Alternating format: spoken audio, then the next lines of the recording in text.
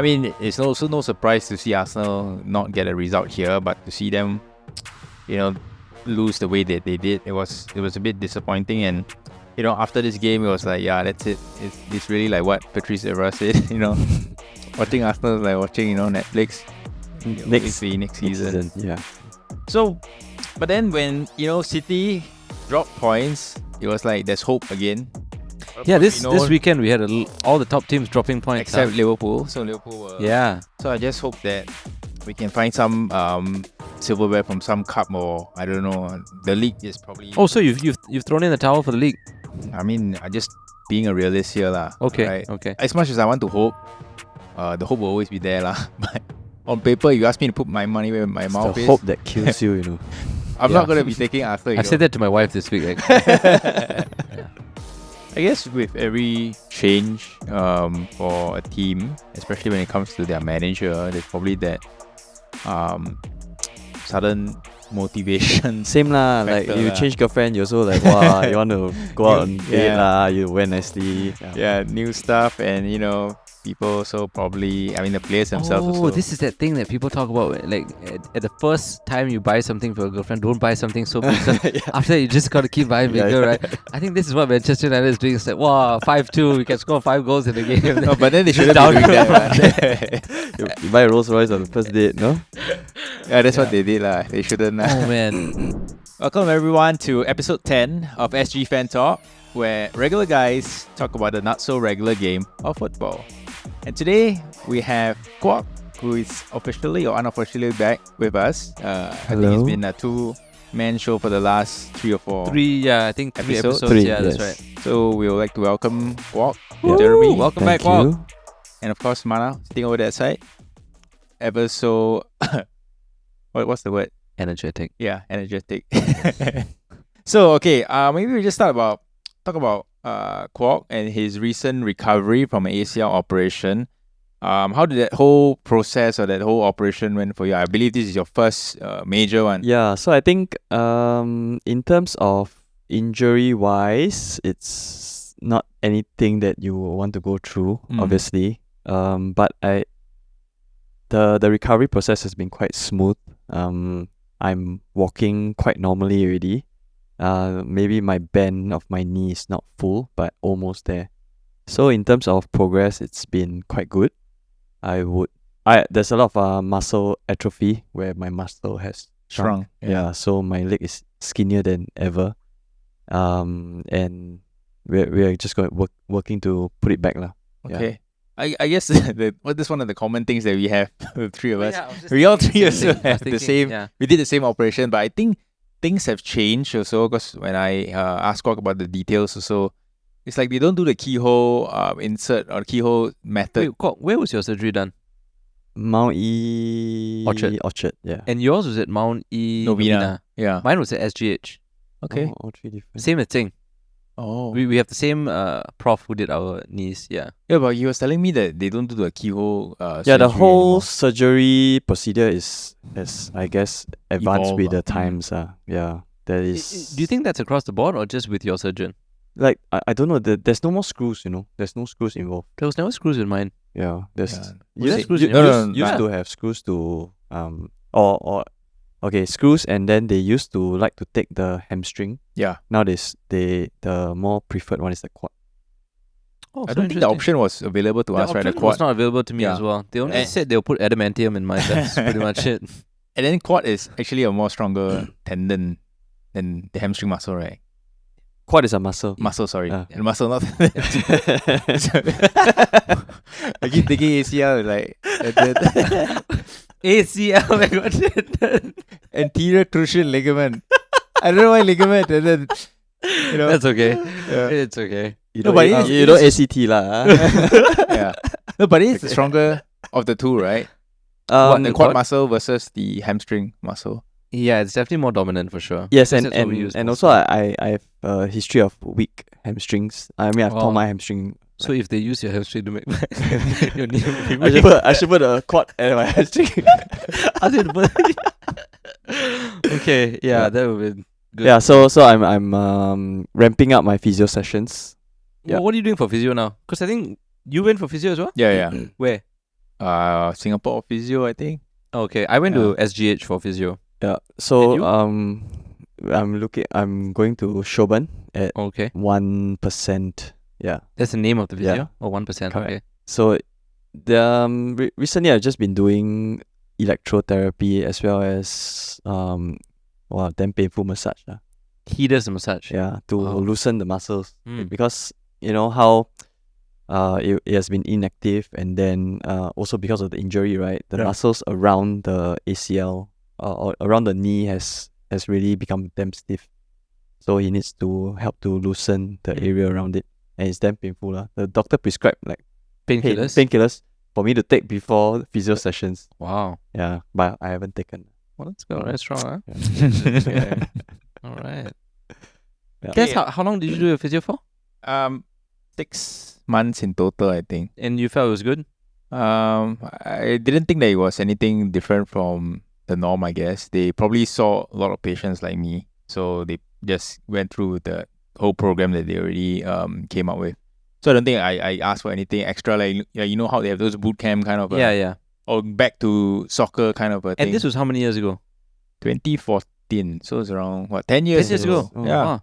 10 years celebration. Yeah.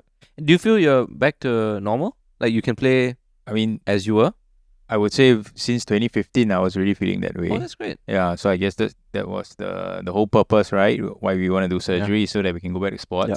So we hope that we can see you back on the pitch again, Kwok, soon. Yeah, the physio said nothing earlier than 9 months. Yeah. Yeah, that's For the yes. risk of re-injury. common. I think there was a study that risk of re-injury is very high if you speed up your progress and go back before 9 months. I think that was a case study done on Alvin Ting. Ting. Yes, I was about to say. Yeah. They probably got all the How many stats from times has he done I it? remember Three three times. and, 3 surgeries. Okay. 2 on the same knee. So whoever is listening and has had ACL injuries before, please do your physiotherapy. Yep. Don't be Ting. And don't rush to come back. Yeah, that's right.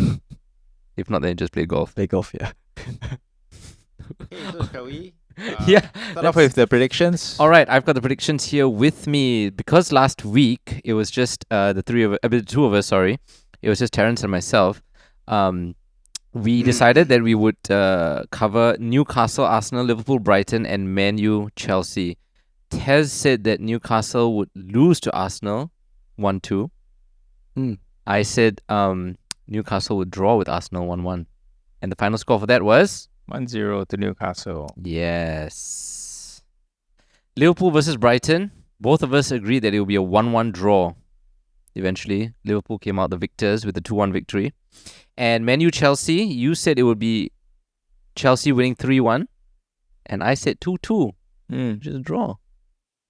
So I guess none of us have ever gotten anything right of all our predictions. In Our the history of predictions are the predictions. worst, I think. Yeah. So since we have additional manpower today, we will get new predictions. And hopefully this will be a lot better for the final week before we go into an international break, right?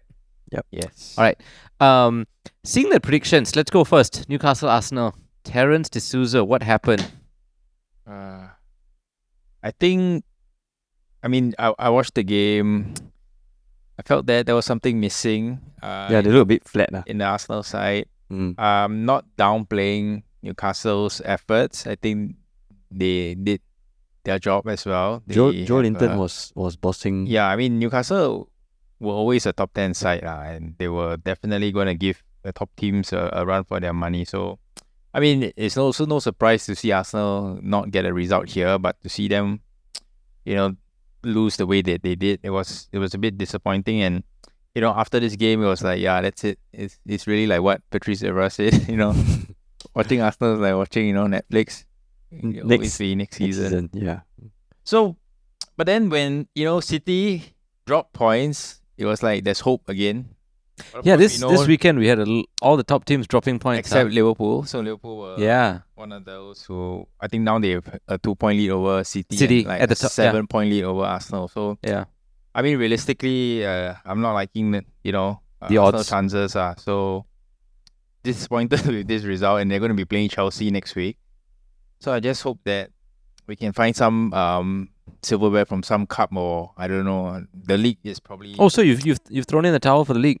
I just being a realist here, lah. Okay. Right? Okay. As much as I want to hope, the hope will always be there lah. But on paper, you ask me to put my money where my It's mouth the is. hope that kills you, you know. I'm not gonna be taking Arsenal. I said that to my wife this week. Actually.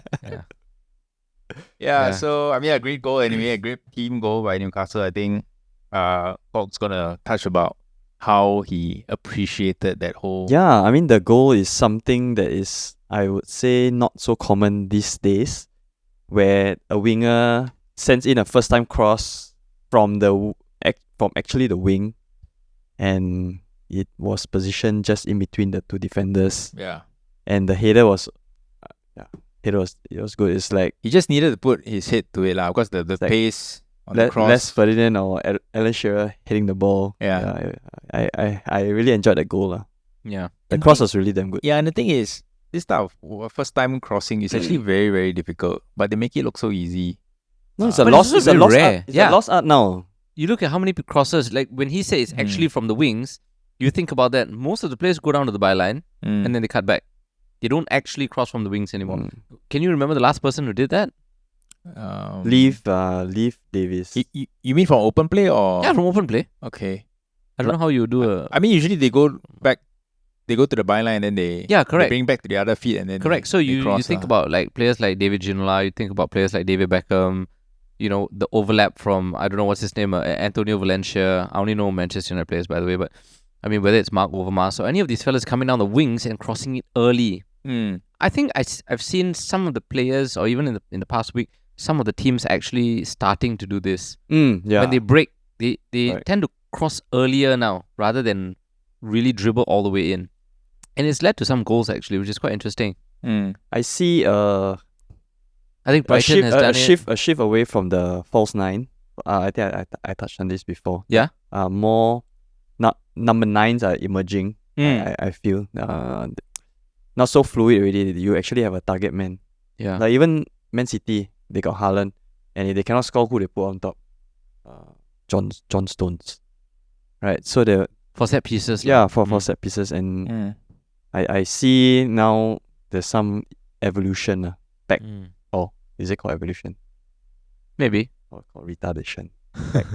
Just cyclical, right? It just goes round and round in circles. But I think a lot also is attributed to how the defense is set up. Yeah, I mean for a team to let in a goal like that, I think Arsenal was playing a very high line. So when it wasn't high. There was no way to defend that one actually. So I mean, when he collected the ball, there was a lot of space between the last man and the goalkeeper. So he just had to put it into that space, which is where Isak ended up. And I felt that was because they were playing a high line. And Arsenal is usually known for playing a high line because they usually like to boss possession, and that's how they push their defenders up. So I think maybe that's also why we are not seeing more of these first-time crosses coming in. Maybe just based on how certain teams also how they set up lah. Man U will never do that now. There's no such thing as first-time cross. Yeah, Man U would. I don't know what But they it's would also do. very difficult lah. Like a first-time cross in itself, the technique to get it right is also difficult, and you have to really put it in that. So it's like it's not a high percentage kind of a play to make. So I guess that's also what's holding people back from making that. Yeah, I think the current style of play, and it doesn't matter which team you are, whether you're La Liga's Barcelona or Real Madrid, whatever. I think a lot of these teams, they play very possession football. So they like to win the ball high up, right? They stay in your half. They move the ball left to right until they find somebody running in through the back or some kind of loophole or some 1-2 pass to get in through the defense, either get a penalty or, true enough, they make it close enough to either cross the ball through, get some kind of deflection, or really finish the ball off with a shot when someone is expecting you to cross. Yeah, but the thing with crosses in, right, into the box is the defenders, they have more difficulty because they are running back towards their goal. The body position very hard to adjust. Right, rather than if you were just to play in front of them, you know, I'm always set as a defender. I'm waiting for you to come in. Yeah, that's right. I guess, With Arsenal dropping points, you know, I think everyone was just like, okay, this is it. And then Man City started to drop points as well. How did Man City lose to Bournemouth? They're 2-0 up. We talked about this for the last 2 weeks, about mentality, about mental strength, about champions grinding out victories. And here's Man City with a 2-1 loss to Bournemouth of all teams. I mean, you also mentioned last week the quality of the teams in the EPL. In the EPL, I don't think Bournemouth is also a team that They could have lost by more actually, Man City. Bournemouth had like 2 other good chances which they didn't score. Yeah. Yeah, I guess it's just the quality of the teams that all these purported or the supposed top 6 will play against. It's not like a gimme or a given that they'll be walking away with the 3 points. And of course, they're also playing away. So it wasn't a walk in the park, so to speak. And I guess also the amount of fixtures that all these teams are now playing. Yeah. So they're struggling, Man City, without. Man City's got a lot of injury problems as well, right? Their defensive line is not set. I think Guardiola is the only one who is consistent. Rodri is the biggest. Yeah, the loss. I mean, he's the biggest loss. I think Kovacic also came in and covered pretty well. I think his first game back, he scored 2 goals also. The Rico guy, I realized didn't start playing right back. Yeah, but he didn't start because Walker came back in for his first game after his injury. So I don't know if that contributed to it as well. Like just with the dynamics of the team, you never know. But with Man City dropping points, the next top 4 team, Aston Villa, also dropped points. Yeah, I thought they were playing well until they conceded the second goal and the floodgates just opened after that. Yeah.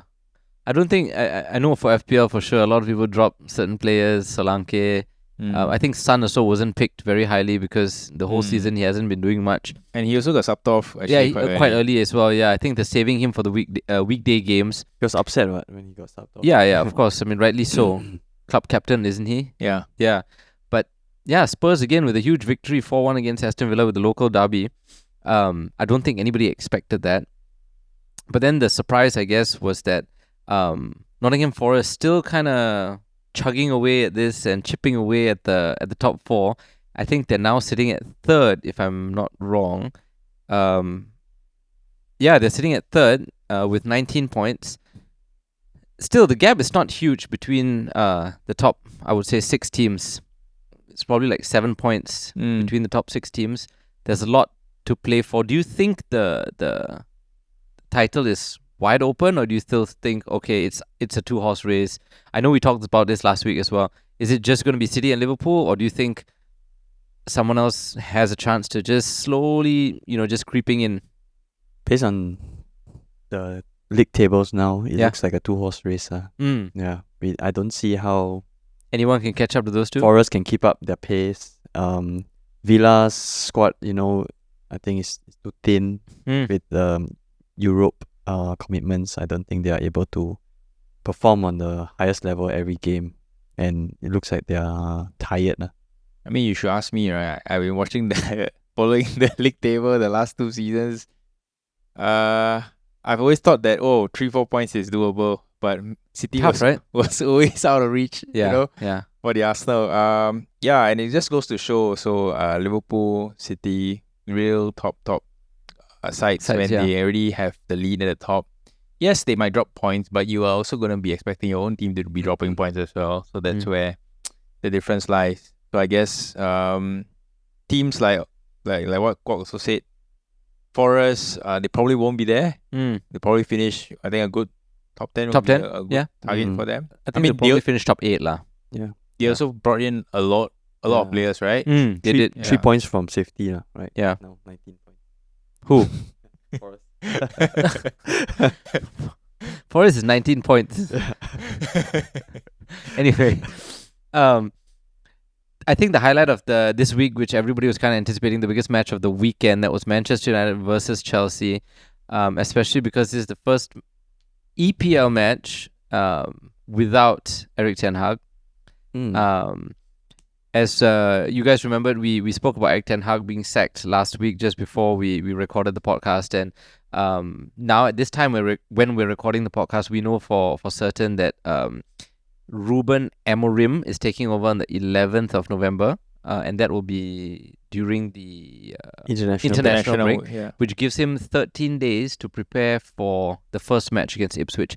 But what did you guys think? I mean, if you guys watched even the weekday game, United versus Leicester City in the Carabao Cup, and then also this Man U versus Chelsea, do you think Ruud van Nistelrooy has something to do with suddenly scoring 6 goals in 2 games, suddenly winning 1 game and drawing against what everybody thought would be a steamroll performance by Chelsea. I mean, any thoughts on Ruud van Nistelrooy, or is it pure just emotion or joy that Seems ETH is gone? Or? seems like they have the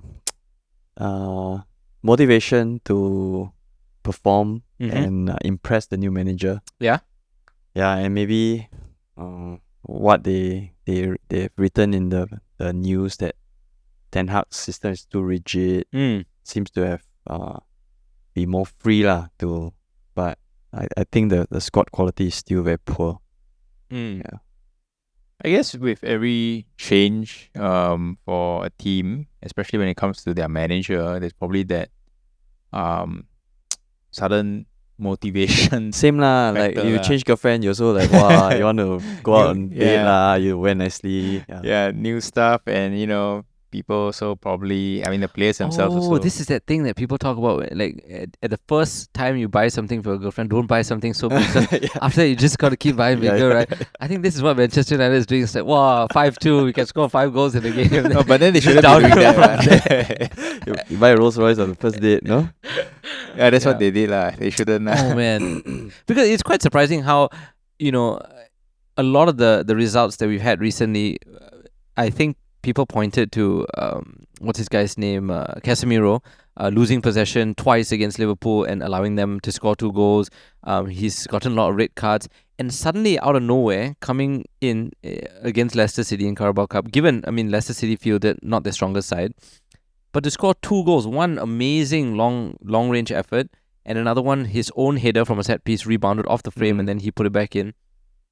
I mean, how does a performance like that just change overnight? Like from someone who's been called, oh, this is the guy who always makes the mistakes, or I think it's just the luck. weakest in our defense, and then suddenly become man of the match performance. Like literally he won the man of the match. It's luck lah. Really, you think so? Yeah, I mean, against Chelsea he wasn't that good. What? He's back to his Normal self. almost back lah, almost back. Although he did provide the cross for Hoyland. Oh, yeah. So he did that same thing for whoever was running in the front to give that cross to whoever scored, Garnacho. Was it Rashford who scored? Yeah. Rashford. He's the one who crossed down the byline. He was under pressure. 2 players had come to close him down, thinking that, hey, we can win ball against this guy. And then he managed to put in the over-the-top ball, past the defense. Rashford went on to it. This is against Leicester, by the way. And then he crossed it early for Garnacho to score that goal. So it's quite interesting how he's someone who would have lost the ball under pressure under Erik ten Hag, and then now he's making such wonderful passes even while under pressure, but again with maybe a bit more freedom to play. I don't know. I think against To me, it's just a baffling. weaker Leicester lah. Maybe. Maybe that's his level that he should be playing at. No, I think Casemiro still has a lot to offer. I think for me, what I felt changed was Ugarte coming in. I think having that that confidence in someone killing off the game and him not having to do that gives him a bit more freedom in, okay, I'm a bit more protected now and I can make these passes or do these things or even take shots, because I guess he's not the He just person have to that run everyone's back looking- and yeah, maybe I don't know, we'll see. But anyway, back to this Man U Chelsea game. What did you guys think? Apart from great goal by Caicedo, I didn't think it was a very good game for both teams. lackluster performance for you? Just tired legs from the week? I don't know. They just seem to be giving the ball away a lot. Both? Yeah, both. Yeah, I think everyone said that it was very disappointing from Chelsea, and they're the ones who dropped 2 points and Man U gained that 1 point. Because I think everybody expected Man U to lose in this game. Yeah, Rightly so. I felt Neto should have burned Dalo more. They didn't really exploit his wing. Yeah, they did say that Chelsea was very held back or very conservative in their gameplay. They didn't punish United as they should have ruthlessly. Yeah, I think Neto was a threat. His energy, actually I didn't expect Neto to be so He's damn fast, man. dynamic. Yeah. direct. Oh, in that direct. sense, Okay. When he runs, he really takes on defender, and he has a very good set of I would say attributes to last the entire 90 minutes and doing lung busting runs at the same time. Yeah. So I think he's been a good buy from Chelsea. I think this game he did have some moments and highlights. I think Casemiro had to hack him down. I think during the last 20 minutes or something, because I think Chelsea was on a break, and then Neto was actually bearing down on the wings, and Casemiro had to. Did you see Do the professional last foul. that last tackle that Martinez did? Do you think No. it's red card? No. Yeah. I didn't see it. Oh, you didn't see it. I didn't see it. You Did you see He it? grazed his knee. It was knee Knee high. height. Wow. Yeah. That sounds like automatic red. But Yeah. they did do a review and Why nothing came to that. I didn't understand why it's not red card. I felt it was a red card lah. Oh, If Bruno could have been sent off against Spurs for that touch, right? I Yeah. think this one is worse. I guess when we look at it, the point of contact, he probably got away with that because it wasn't like 100%, like full on contact. No, He but it's did high graze- what? He did graze his knee, but I don't think to the extent the damage was very severe lah. Martinez was just it's gone mad. I don't know what he's doing. I have no idea either, but everyone says Martinez is probably the best purchase from Eric Ten Hag's tenure. Of all the people that he's purchased, of all the players that he's gotten, they feel that Martinez would probably walk into most teams, not most lah, but he could get a spot in a lot of teams compared to any of the other players. Sadly, he's just very injury prone. Yeah. Well, with that, Chelsea, hopefully that 1-1 draw is going to spur them on, because this week, or this weekend rather, they face the mighty Arsenal, who are fighting for Champions League position, right? For top 4? Yeah. Because right now they're 5th. Yeah. Let's see what the fixtures hold for us this weekend. And again, we have to pick 3 matches for our prediction for the weekend. And today it's going to be Terence against Kwok. Oh, okay. Yeah, early kickoff. No, we have Saturday, the 9th of November. We've got Brentford, Bournemouth, Crystal Palace, Fulham, West Ham, Everton, Wolves, Southampton. All terribly crappy games on Saturday. So if you guys need to make plans, Saturday night is the night to go out for dinner with your loved ones. Sunday night, that's when the exciting games happen. That's Brighton versus Man City. Oh, actually, that's Saturday morning at 1:30 a.m. So Yeah. late Saturday night. morning. Yep. Yeah. So after dinner, come home and then watch this Oh, game. at 4 o'clock. Oh, at 4 wow. 4 a.m. Liverpool versus Aston Villa. I think that's going to be a huge game. Aston Villa, obviously, from a bad result, they have something to prove. I don't know if they have the midweek game or if they'd be tired, but I think they'll definitely have to come back strong. I foresee a draw in this game. Manchester United against Leicester, the middle of the table clash. Nottingham Forest and Newcastle, that's also going to be interesting. Both teams coming into good form. On form, yeah. Spurs and Ipswich. And then on Monday, which is Sunday night, so yeah. Monday morning, just before we go to work at 12:30, Chelsea versus Arsenal. So the 3 teams that we want to pick, or the 3 matches rather that we want to pick for the predictions would be... Let's do the Chelsea Arsenal one first. Yep, okay. Okay, Ken, Chelsea, Arsenal. Which other teams? Liverpool. Let's go with the Liverpool Aston Villa game. Aston Villa game, okay. Nottingham Forest and Newcastle. Yeah, all Sunday games. Oh, there's a Liverpool. It's a Saturday game. All right, Liverpool, Aston Villa. What do you got, Tess? I think a draw. I need Liverpool to drop points. Okay, I'm not going to be greedy. I'm not going to say Aston Villa's going to win. right. It's going to be 1-1. 1-1. Well, what's your prediction on this one? Seeing how they played in the second half, Mm. I think Liverpool's squad is too strong for Aston Villa. Okay. 3-1. Wow. Yeah. Especially at home, huh? At home, yes. Yeah, exactly. Yeah. All right, next game you guys mentioned would be... Forest Newcastle. Okay, Forest and Castle. Is Chris Wood going to keep up his scoring streak? Oh, hard to bet against him, right? I But think- Newcastle defense pretty strong too. But They not, got a good not squad. so many clean sheets this season lah. Lately, I mean, the last couple of games, good clean Are they sheets. missing anyone from defense? Lewis Dunk. I think he just came back. Oh, Lewis Dunk is Brighton, right? Yeah. Sorry. No, Shah, Share. Shah, S-C-H-A-R. Share. I always think they look like, Yeah. Shah. Fabian Shah. Yeah. Fabian Shah, yeah. He just came back, right? Yeah, I think he played. He played. Yeah. But yeah, I think he But that was just his came first game back, yeah. So what's the prediction for that? Tez, you go first. 1-0 Forest. Oh wow, okay. I think it's a draw, leh. Maybe 1-1 or 1. 1-1, huh? Okay. Nice. Old Shanghai, if any point of time you want to join in with the predictions, you can let us know, alright? Cool. And then the last game, Chelsea Arsenal. Oh, this is gonna be a good one. That's what's your prediction. 5-0 Arsenal. Arsenal 2-1.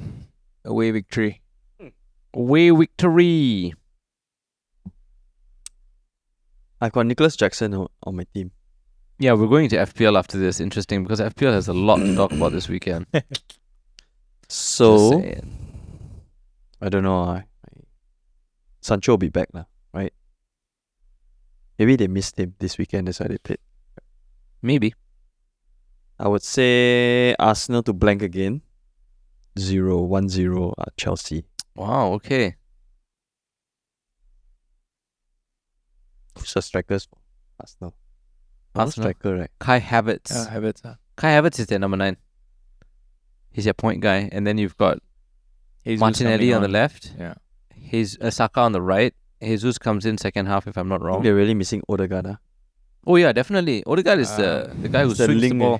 He's a link. Yeah, I see their top half plays. Because even Partey, so he was Very good. I think he's been tipped off to be deployed quite at- high. deployed at playing a right back recent games. Like, Yeah, but he's also been just more of a destroyer. I mean, he's never known for his Finesse. the attacking third lah. Yep. He wasn't bought for that anyway. Yeah. But yeah, in recent times, Partey has been deployed as our right back when we have actual right backs Yeah. waiting to play. But I think he has, to be fair, he's played very well in that position so far. Mm. Yeah. And then your centre-mid's who? Jorginho now? No, he didn't. Marino. Oh, Marino, yeah. Marino and Declan Rice. Yeah. I see. Yeah. So I mean, Marino, I think he scored. Yeah, he did. Last week. Yeah, Mhm. his first goal. First goal. I think he definitely has a lot to prove. He's like a Rodri-esque kind of a player. I mean, he was Rodri's sub when Rodri had to go off injured during the Euro finals. Yep. So, just give him a bit more time, and I hope we'll see more good things from him. Mm. Okay. And with that, we move into FPL. Mhm. How did you guys do so far this week? I know we have one more game coming up this week. Oh, this is one of the worst. This is one of the worst FPL seasons I've ever had. Why? Why It's did you like- say that? it's Where you at? Okay. First of all, what would you do differently? A lot. Like if I could, No, but you can't go back and change it based on what you know now. Yeah, so the thing is, okay, firstly, there's this term called a knee-jerk reaction, meaning when something you react to a negative kind of News or yeah. So usually when we see certain players, we immediately take them out. But things that I've left some players in my team for quite a number of games, like Solanke was one of them. He blanked like 3 games, and I finally thought that okay, it's a good time to take him out. The moment I take Solanke out, he goes on to score 2 goals, has an assist. And not only that, I also took out Semenyo. yeah. Of course, he had Man City, right? So I was like, okay, I'll take out Semenyo since I had 2 free transfers. I'll bring in Bowen then. And Jared Bowen yeah, from West Ham. Yeah, and Bowen blank and Semenyo scored. I'm keeping you company at the bottom. Yeah. Tess. So that's the story of my FPL season. I mean, this is the 2 latest example. I mean, of course, Haaland. Haaland is... That's one of the biggest pain point. If I look back, I missed him for the first 4 games, and then I decided that okay, I have to bring him in. And the moment I brought him in, he has only gotten me like 1 or 2 attacking. So maybe returns. then you are the Yeah, bad luck to probably. everybody. Why Yeah. don't you just get rid of Haaland Yep. Yeah. and let everybody else have some peace? Yeah, probably that's what I'm thinking right now. So anyway, the biggest question is, since you don't have Haaland, that's fine. Kwok, do you have Haaland? I have. No, he has.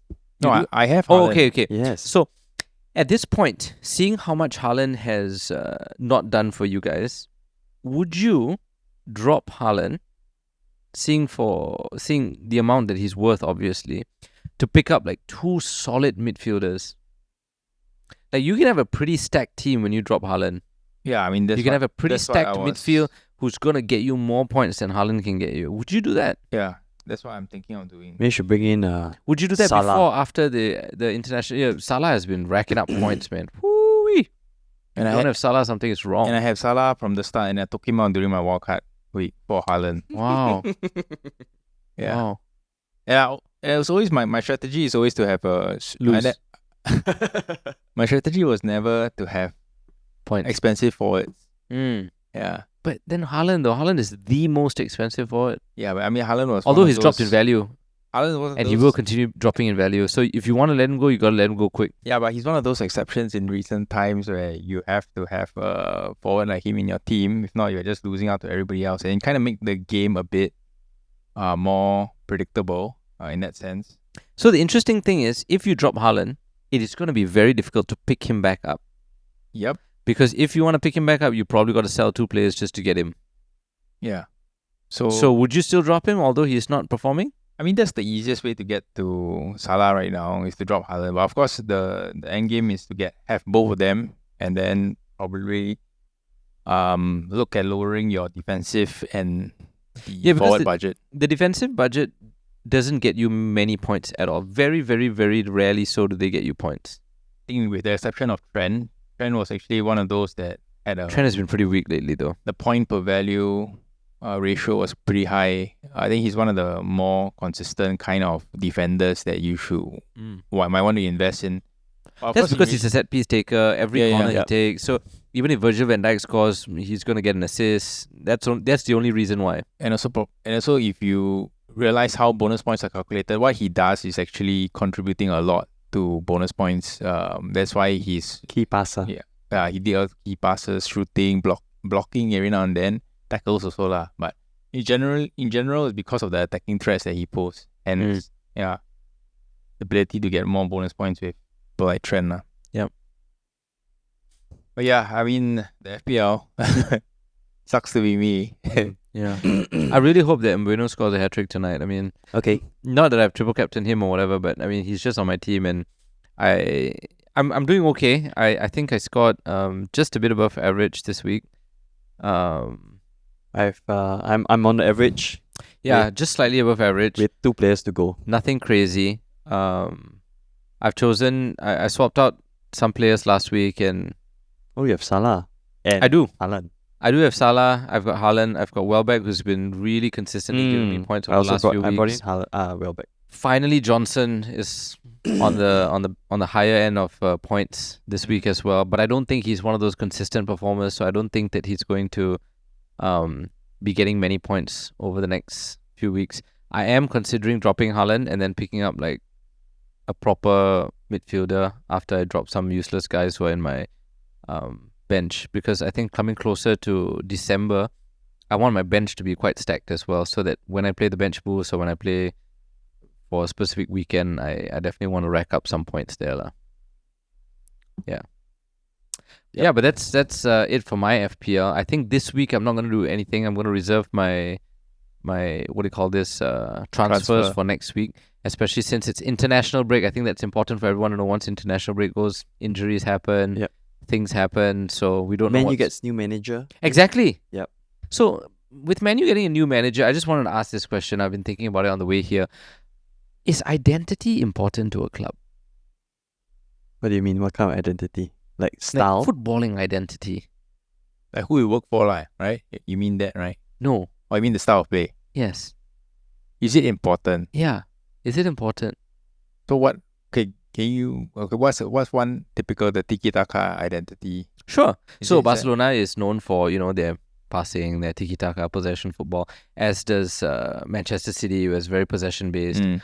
Liverpool has been known for, under Klopp, for very high-pressing, energetic team, always on the front foot, trying to suffocate you at the top half of your field or of the field.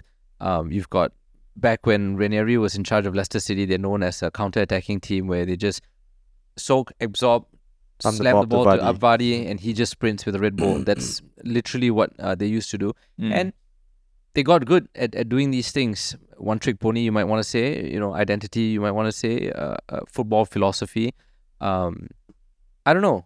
Some players or some teams like Manchester United back in the day, they're more of a 4-4-2 crossing team. That was their identity, right? Every game you go into, you're going to get a 4-4-2. You're going to get a proper winger and a proper number 9 right in front of you for David Beckham to cross the ball to, Ryan Giggs to get the ball to. I think it's not so much whether the club has a certain style, but more on whether that style is enjoyable to watch. So you wouldn't mind enjoying the matches even if your team lost? Yes. Okay. Yeah. If they played good football and they lost, they probably have lost to a better team, right? But what if the better team played ugly football? Yeah, then just too bad lah. I see. Yeah.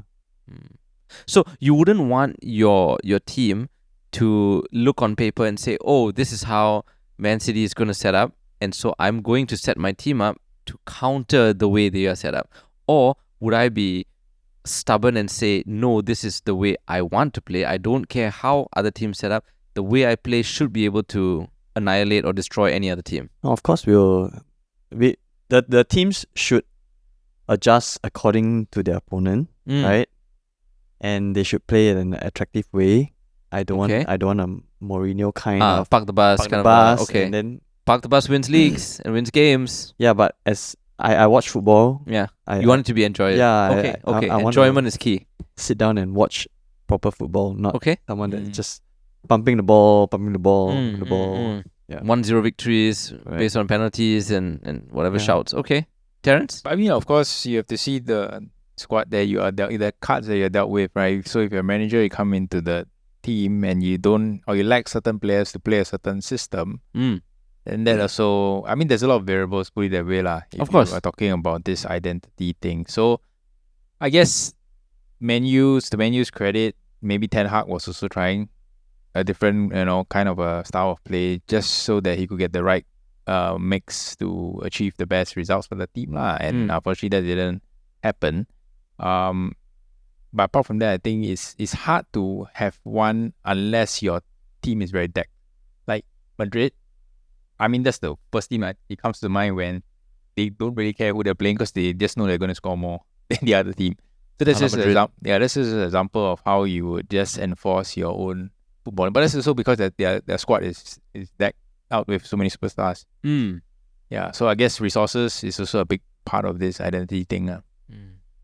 It's interesting. I just find it interesting that managers have certain style of playing and managers have certain identities or philosophies of how they want to play, and they try to, I don't know if they force players, that might be the wrong word to use, but they try to get the players to buy into their identity, and obviously if they don't, then they get shipped out. Or I think it's like American football where you have patterns of play, right? Like certain different strategy for different plays. Different plays lah. I think football is too fluid to have. Yeah, it's too fluid, but very hard to dictate that there's going to be a specific scenario. Yeah, but more or less it will be in certain shape or form. Just that it's a bit. It's not exactly like American football where you line up and then I'm going to make this play now and. Yeah, correct. Where there's a quarterback to like, okay, you run there, then I pass you the ball. But still there will be like ball. But out, I think interestingly enough, wide, Yeah, so interestingly enough, I think that's how Pep Guardiola sets up his team though.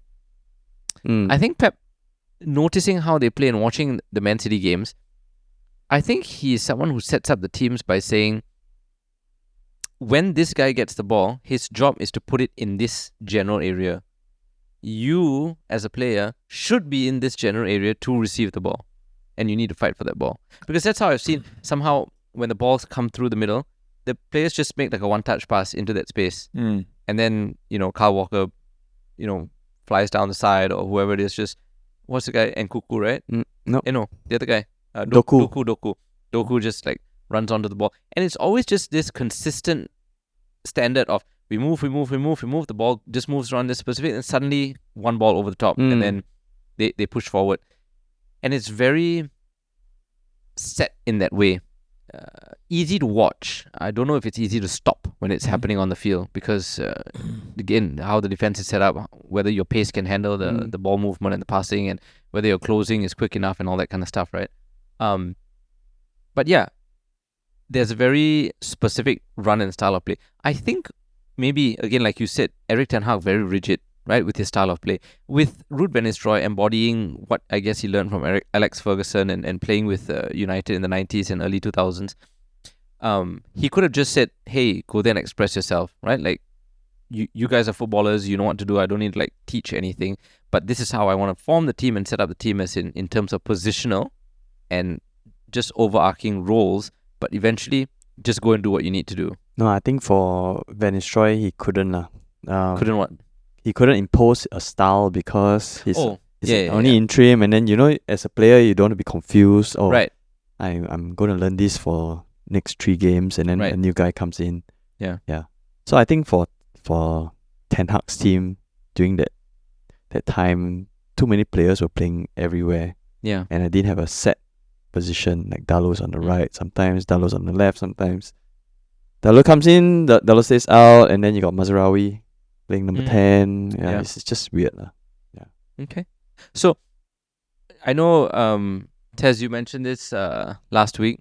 You said being a non-United fan, you are excited you're not excited that Erik Ten Hag is leaving, obviously, because I guess we were just sitting ducks to you and whoever else, agrees with you.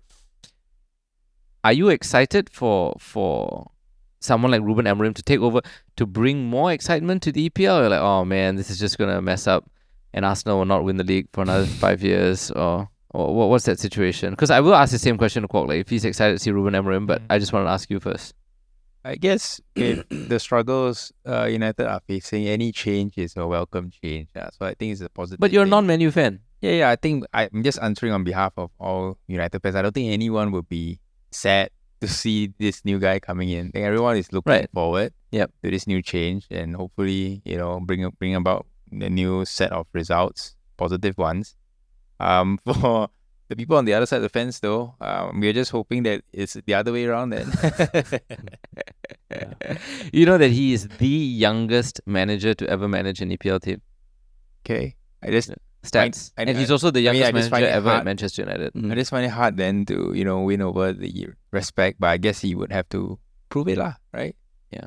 I mean, there's been a lot of reports coming out of Sky Sports and various newspapers as well, just saying who he wants to keep in the dressing room, who he doesn't want, what's his style, what he knows is going to happen, what should happen. I'm just excited to see what changes are going to be made and how he can possibly make those changes. Kwok, are you excited to see a new manager, a new style of play? Yeah, new playing style, yes. Definitely. 3-4-3 is what they're expected to play. Anything better than just moments of individual brilliance. I think overall team play is very important when I watch lah. Yeah, of course.